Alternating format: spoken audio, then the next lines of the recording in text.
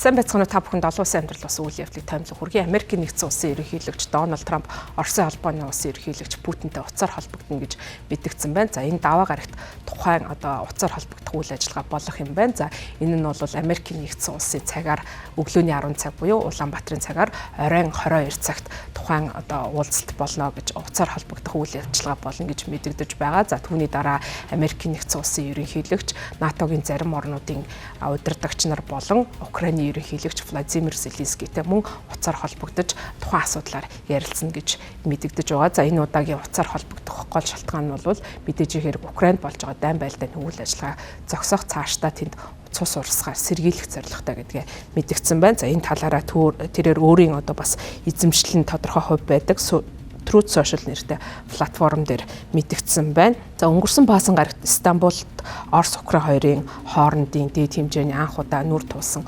уулзалт болсон. Гэхдээ ямар нэгэн дөрвтэй амжилтанд хүрээгүй гэж ажиглагчид үзэж байгаа. За Трамп мөн энэхүү удаа Туркид болсон уулзалт яриа хэлцээнд оролцох сонирхолтой байсан. За хэрвээ Оросын холбооны улсын ерөнхийлөгч Путин ирсэн тохиолдолд тухайн яриа хэлцээнд оролцоно гэж мэдэгдэж байсан. За ингэснээр гэвч бол Оросын холбооны улсын ерөнхийлөгч тухайн яриа хэлцээнд оролцоогүй учраас бол Америкийн ерөнхийлөгч мөн тухайн яриа хэлцээнд оролцоогүй байгаа. За дараа нь бол Трамп энэ уулзалт яриатай холбоотойгоор Путинтэй нуур тулан Америкийн ерөнхийлөгч уулзсан тохиолдолд асуудал шийдэгдэх боломжтой гэж мэдэгдсэн. За мөн Кремлийн хэвлэлийн төлөөлөгч Дмитрий Песков даваа гарагт Путин Трамп нарын хооронд уулзахаар бэлтгэж байгааг Оросын мэдээллийн агентлагт мэдэгдсэн. За мөн хоёр удирдагч өмнө нь бол энэ сэдвээр уцаар ярьж байсан. За Трамп Truth Social дээр мэдэгдэхдээ энэ өдөр бол үр бүтээлтэй байж гал зогсоох хизээж болохгүй байсан гэх бүцэгдэж байсан дайныг дуусгах гэж найдаж байгаагаа мэдэгдсэн. За мөн Европын удирдагчид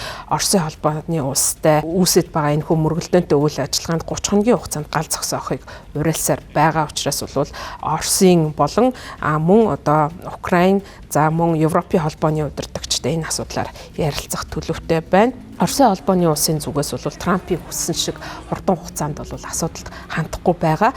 Гэсэн хэдий ч бол Америкийн төрийн нарийн бичгийн дарга Марко Рубио болон Оросын холбооны улсын гадаад харилцааны сайд Сергей Лавровноор бэм гарагт хийсэн Европын орнуудын өгч байгаа уриалгатай холбогдуулан Америкийн хийж байгаа хүчин чармаалт жуучлалын үйл ажиллагааг сайшааж магтсан байна. За Оросын холбооны улс бол Украинтай холбоотой асуудал бүр 2014 оноос эхэлсэн. За анх бол Кремийг өөртөө нэгтгэж авсан. За ингээд 2022 оны 2 дугаар сард Украинд бүрэн хэмжээний давталгаа хийсэн.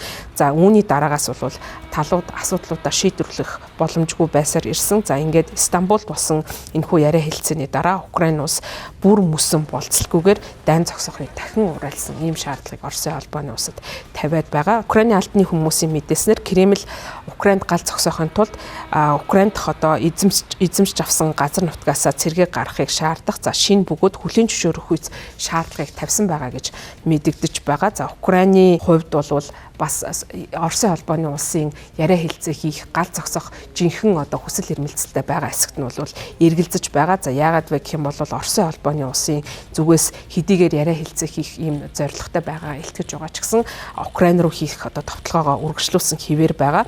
За Оросын холбооны улс Украины эсрэг бүрэн хэмжээний давталгаа хийснээс хойш хамгийн том нисгэгчгүй онгоцоор дайрсан явдал бол өнгөрсөн 7 хоногт болсон байна. За энэ үеэр бол хэд хэдэн бүс нутагт бол давталгаа явсан. За үүнээс болоод нэг эмэгтэй амиа алдсан гэж мэдэгдэж байгаа. Оросын холбооны улсын нисгэгчгүй 270 онгоц Мем гарагийн өглөөний 8 цагт Киевийн төв бус нутаг болон зүүн хэсгийн Днепропетровск, Донецк мужууд руу давталгаа хийсэн гэдгийг Украиний агаарын цэргийн хүчнийхэн мэдэгдэж байгаа. За энэ үйл явдал нь бол Дональд Трамп болон Оросын холбооны улсын ерөнхийлөгч Владимир Путинаар уцаар холбогдохоос нэг хоногийн өмнө болсон ийм хэрэг байгаа. За үүнтэй холбогдуулан Америкийн нэгдсэн улсын ерөнхийлөгч талуудад гал зогсоохыг уриалсан хэвээр байна. Украиний албаныхан энэхүү агаарын давталгаанд гал зогсоох олон улсын хүрээнд бол Оросын холбооны улс тавьж байгаа шахалтаас үл хамааран Оросын холбооны улс дайн зогсоох бодлого байгааг харуулсан хэрэг боллоо гэж мэдгдсэн. За Украины ерөнхийлөгчийн туслах Андрей Ермак Оросын холбооны улс Стамбулд хийсэн одоо яриа хэлцээ бол зүгээр дүр эсгсэн хэрэг.